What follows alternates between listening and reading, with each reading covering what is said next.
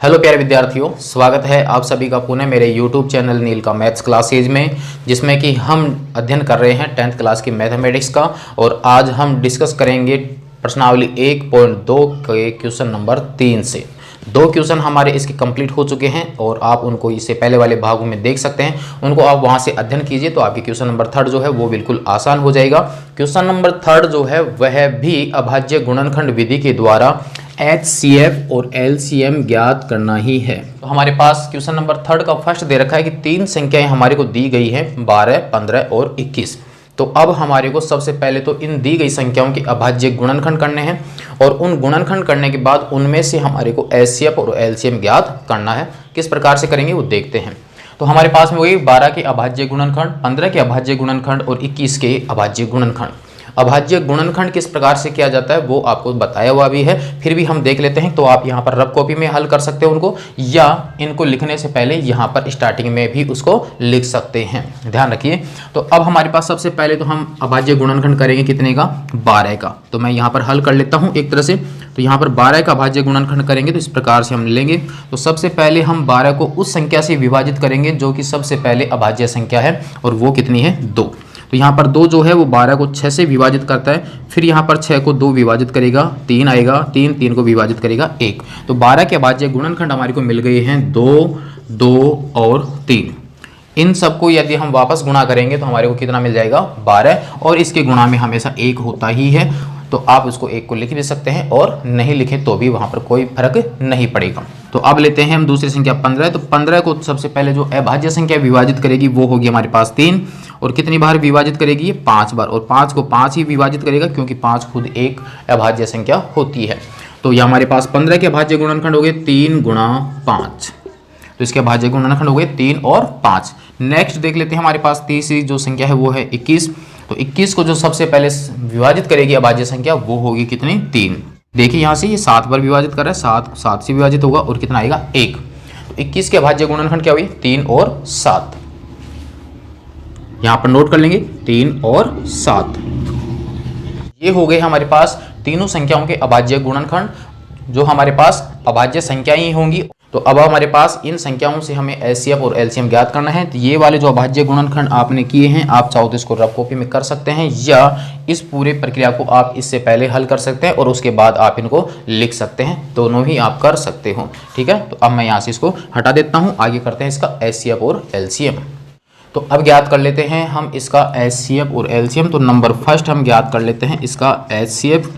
HCF कौन कौन सी संख्याओं का, वो आप यहाँ पर लिखना चाहो तो लिख सकते हो, 12, 15 और 21 का बराबर। और सेकंड हम ज्ञात करेंगे इसका LCM कौन सी संख्याओं का, 12 का, 15 का और 21 का। HCF तो वो होगा जो दिए गए अभाज्य गुणनखंडों में सभी में कॉमन होगा। यहाँ से देखिए आप, पहली वाली संख्या के अभाज्य गुणनखंड में पहली जो संख्या है वो 2 है, और वो 2 जो है इनमें भी होनी चाहिए। तो देखिए 2 इसमें है, इसमें नहीं है, इसमें भी नहीं है। इसका मतलब ये 2 जो हैं वो तो आपके कॉमन नहीं होंगे। तो ये आपके कॉमन नहीं होंगे तो ये आपके HCF भी नहीं हो सकते। नेक्स्ट हमारे पास में है 3। तो इसमें देखो 3 है, इसमें भी आपके 3 है और इसमें भी 3 है। तो यहाँ पर 3 जो है वो तीनों में है और तीनों में कॉमन आ रहा है। तो इसका मतलब ये हुआ कि 3 जो है वो उसका HCF होगा। तो एक संख्या तो हमें मिल गई, कौन सी, 3। 3 के अलावा जो और संख्याएं बच रही हैं उनमें से देखिए क्या वो भी कॉमन है अथवा नहीं है। तो किसी एक में भी नहीं मिलती है तो वो उसका HCF नहीं होगा।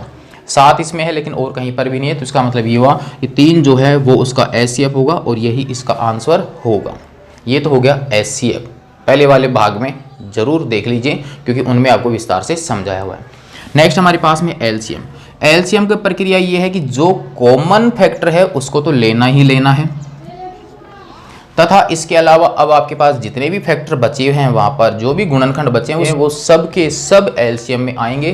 तो अब देखिए हमारे पास 3 तो आ ही चुका है, 3 के अलावा 2 और 2 बच गया। तो इसका मतलब 2 भी आएगा, दूसरा 2 भी आएगा, 5 बच गया, 5 भी आएगा, और 7 बच गया तो 7 भी आएगा। अब आप इन सबको गुणा कर लीजिए तो वो हमारे पास आ जाएगा इसका LCM। देखिए 7 को 5 से गुणा करेंगे 35 आएगा, 35 को 3 से गुणा करेंगे 105 आएगा, 105 को 2 से गुणा करेंगे 210 आएगा, 210 को 2 से गुणा करेंगे 420 आएगा। तो हमारा आंसर आ जाएगा 420। तो ये हो जाएगा इसका एलसीएम और यही होगा हमारा आंसर कंप्लीट। ये हो गया हमारे पास क्वेश्चन नंबर 3 का फर्स्ट। 3 संख्याएं थी, अभाज्य गुणनखंड किया, अभाज्य गुणनखंड करने के बाद वहां पर इनको नोट किया, नोट करने के बाद देखते हैं कॉमन कौन सी संख्या है, जो कॉमन आएगा वो इसका एचसीएफ होगा। सेकंड एलसीएम जो है उसमें कॉमन वाला फैक्टर तो आएगा ही आएगा, इसके अलावा जो भी फैक्टर बच जाते हैं उन सभी फैक्टरों को वहां पर आप लिख लीजिए, गुणा कर लीजिए, फाइनल आपके हो जाएगा एलसीएम। इसको आप नोट कर लीजिए। फिर देखते हैं इसका सेकेंड क्वेश्चन नंबर सेकंड में हमारे पास संख्या 17, 23 और 29 है। सबसे पहले आपको उनके अभाज्य गुणनखंड करने हैं। अब चूंकि यहाँ पर देखिए स्पेशल आप तीनों संख्याएं जो हैं वो ऑलरेडी खुद ही एक अभाज्य संख्या है और अभाज्य संख्या में खुद का ही भाग लगेगा, इसके अलावा किसी और का नहीं लगेगा। इसका मतलब 17 को 17 ही विभाजित करेगा, कितनी बार? एक बार। 23 को 23 विभाजित करेगा, कितनी बार? एक बार। और 29 को 29 विभाजित करेगा, कितनी बार? एक बार। यहाँ पर 17 के जो गुणनखंड होंगे वो कितने होंगे? 17 गुणा 1। इसी प्रकार से इसके हो जाएंगे 23 और 1, उसके हो जाएंगे 29 गुणा 1। एक हमने यहाँ पर इसलिए लगाया क्योंकि अब 17, 23 और 29 के कोई और फैक्टर हैं ही नहीं हमारे पास में। इसका मतलब एक फैक्टर तो ऐसा है जो सभी में होता है, जो सभी में होता है वही क्या होता है? उसका एचसीएफ होता है। तो यहाँ पर हमारे पास एक जो है वो सभी में होता है, इसका मतलब यहाँ पर हमने एक लिखा है। तो यहाँ पर आपके पास 17, 23, 29 में कुछ भी कॉमन नहीं आ रहा, तो यहाँ पर कॉमन क्या है? सिर्फ एक। तो एक ही क्या होगा? इसका एचसीएफ होगा और यही होगा इसका आंसर। नेक्स्ट देखेंगे हम एलसीएम। एलसीएम में क्या करते हैं कि सभी संख्याओं को हम काउंट करते हैं, जो कॉमन है वो तो आएगा ही आएगा, इसके अलावा जो कॉमन नहीं है वो सभी संख्याएं एलसीएम में आती हैं। तो हमारे पास कॉमन तो क्या था? एक हुआ, तो सभी बाकी संख्या क्या हुई? 17, दूसरी क्या हुई? 23 और तीसरी क्या हो गई हमारे पास? 29। ये आप रफ कॉपी में यूज कर सकते हैं। तो जब हम 17, 23 और 29 को गुणा करेंगे तो हमारे पास जो संख्या प्राप्त होगी वो होगी हमारे पास में 11,339। यही होगा इसका आंसर कंप्लीट। ये हो गया क्वेश्चन नंबर 3 का सेकंड, आप नोट कर लीजिए इसको। नेक्स्ट देखते हैं हम क्वेश्चन नंबर 3 का थर्ड। क्वेश्चन नंबर 3 का थर्ड हमारे पास में है, जिसमें 3 संख्याएं हमारे को दी गई है, 8, 9 और 25। ध्यान से देखिए, मैंने यहाँ पर कंप्लीट कर लिया है, सेम तरीका था इसलिए अब आपको समझा देता हूँ। यहाँ पर 8 के अभाज्य गुणनखंड जो हमारे को प्राप्त हुए वो हो गए 2, 2, 2। 9 के अभाज्य गुणनखंड हो गए 3 और 3। 25 के अभाज्य गुणनखंड हो गए 5 और 5। एचसीएफ क्या होगा? सब में कॉमन होगा। कॉमन यहाँ पर कुछ भी नहीं आ रहा है, लेकिन एक सभी में कॉमन है, तो इसलिए एचसीएफ कितना हो गया इसका? 1। एलसीएम क्या होगा? जो कॉमन है वो तो आएगा ही आएगा, तो एक तो कॉमन आ ही गया। इसके अलावा हमारे पास 2 की पावर 3, 3 की पावर 2, 5 की पावर 2। गुणा करेंगे तो फाइनल हमारे पास में आ जाएगा 1800 और यही होगा हमारे पास इसका आंसर कंप्लीट। तो प्यारे विद्यार्थियों, क्वेश्चन नंबर 3 हमने कंप्लीट कर लिया है, जिसमें ज़्यादा हार्ड कुछ भी नहीं था। इससे पहले वाले क्वेश्चन की तरह ही हमने किया है, अभाज्य गुणनखंड किए। अभाज्य गुणनखंड में हमने कॉमन लिया, जो कॉमन आ रहा था उसमें उच्च घात जो होगी वो आपकी एचसीएफ तथा एलसीएम में जो भी संख्या कॉमन है वो तो हमारे आएंगी आएंगी, इसके अलावा जो भी संख्याएं बचेंगी वो सब भी एलसीएम में काउंट होंगी और उन सब का गुणा यदि हम कर देते हैं तो हमारे को क्या मिल जाएगा? एलसीएम। ये हो गए हमारे पास question number 3 complete. Question number 4, प्रश्नावली 1.2 जो है वो पूरी आपकी अभाज्य गुणनखंडों पे आधारित है और अभाज्य गुणनखंड के द्वारा हम एचसीएफ और एलसीएम ज्ञात कर रहे हैं तथा हम ये भी जांच कर रहे हैं कि दी गई दोनों संख्याओं का गुणनफल एचसीएफ और एलसीएम के गुणनफल की क्या होता है? बराबर होता है। तो देख लेते हैं क्वेश्चन नंबर 4। हमारे पास यहाँ पर दिया गया है कि एचसीएफ है और संख्या कौन सी है? 306 और 657, यानी 306 और 657 दो संख्या हमारे को दी गई है। इन दोनों संख्याओं का जो एचसीएफ है वो कितना है? 9 है। तो अब हमें उसका एलसीएम ज्ञात करना है। तो यहाँ से आपको ये पता है कि संख्या कौन कौन सी दी गई है? 306 और 657। एचसीएफ हमारे पास में है और हमें क्या ज्ञात करना है? एलसीएम। तो चूंकि अब आपको ये भी पता होगा कि क्वेश्चन नंबर 2 में हमारे को जांच करवाई गई थी, यानी सत्यापन करवाया गया था कि दी गई दोनों संख्याओं का गुणनफल एचसीएफ और एलसीएम के गुणनफल के क्या होता है? बराबर। तो उसी फॉर्मूले से हम ज्ञात करेंगे इसका एलसीएम। देखते हैं क्या कि माना कि हमारे पास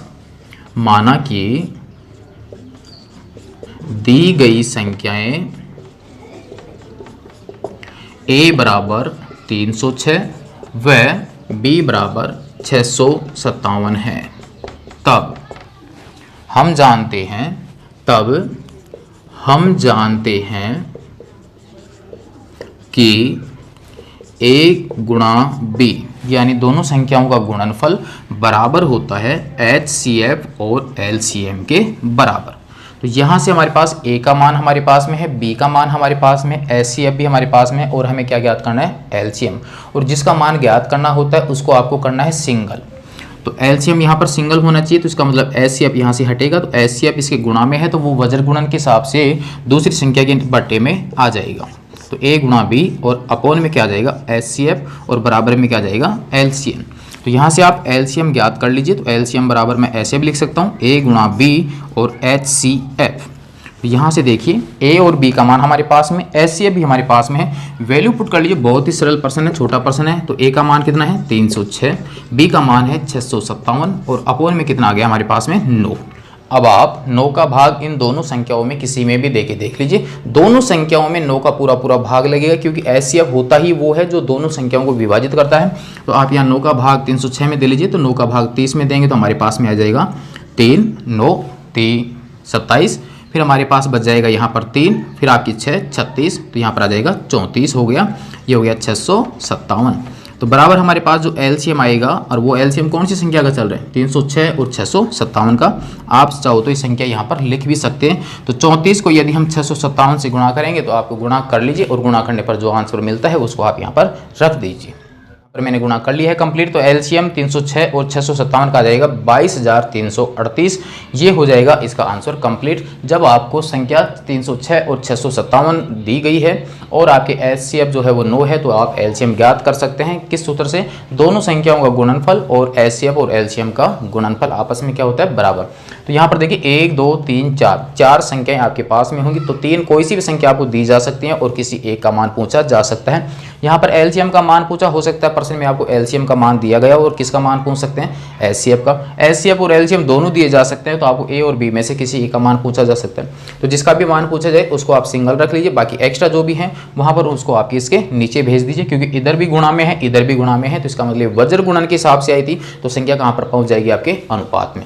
ये हो गया हमारे पास क्वेश्चन नंबर 4 कंप्लीट। नोट कर लीजिए आप इसको।